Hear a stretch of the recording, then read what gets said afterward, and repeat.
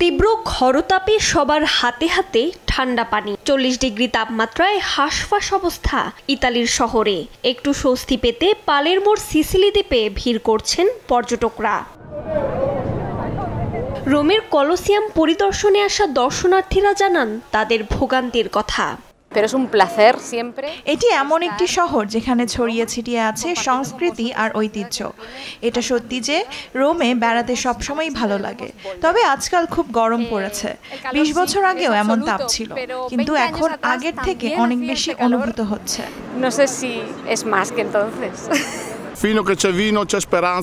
শীতকালে ভ্রমণ করতে বেশি ভালো লাগে, তবে আমার কাছে বছরের যে কোনো ঋতুই সুন্দর।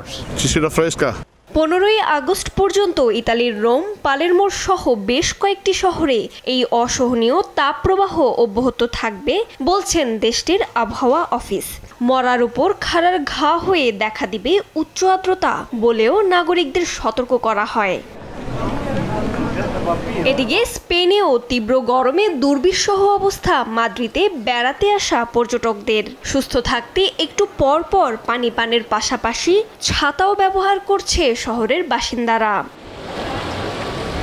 স্পেনের উত্তর পূর্বে অভ্যন্তরীণ এলাকা এবং নদী উপত্যকায় আরেকটি ভয়াবহ তাপপ্রবাহ শুরুর পূর্বাভাস দিয়েছে দেশটির আবহাওয়া সংস্থা। জারি করা হয়েছে রেড অ্যালার্ট। মূলত জলবায়ু পরিবর্তনের প্রভাবে ক্রমেই তাপমাত্রা বৃদ্ধি পাচ্ছে বলছেন জলবায়ু বিশেষজ্ঞরা। ফলে বাড়ছে ডায়াবেটিস, উচ্চ রক্তচাপ, হিটস্ট্রোক সহ হৃদরোগজনিত স্বাস্থ্য ঝুঁকি। রজনী রহমান, নিউজ ডেস্ক, দেশ টিভি।